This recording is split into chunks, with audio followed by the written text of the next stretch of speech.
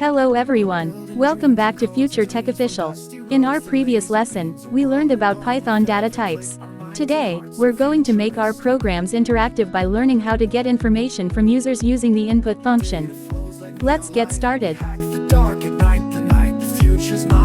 So far, we've been writing programs that only display information. But what if we want the user to enter their own name or age? That's where the input function comes in. It allows Python to receive information from the keyboard while the program is running. Sky's the limit. Tomorrow's here and we're the spirit.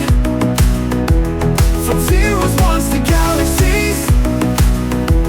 We code our fate, we chase the keys. Future tech will lead the way. Designing dreams and light and wave.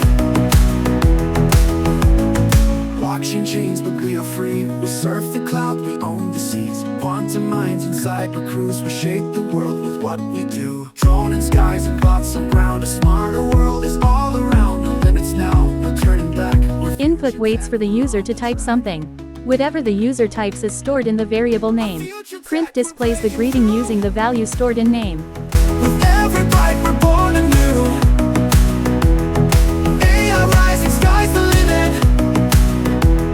Tomorrow's here and we're the spirit. From zeros, ones to galaxies. We code our fate, we chase the keys. Future tech will lead the way.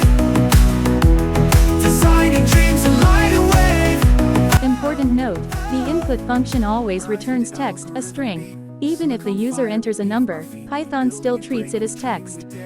Python stores 20 as a string, not as a number. We'll learn how to convert it into a number in the next lesson.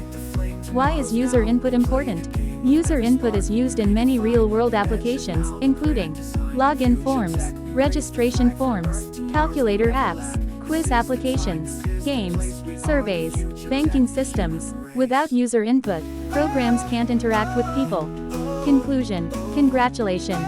Today you've learned how to use the input function to receive information from users. Now your Python programs can interact with anyone using them. In the next lesson, we'll learn how to convert user input into numbers using int and float. Don't forget to like, subscribe, and share this video. See you in lesson 5.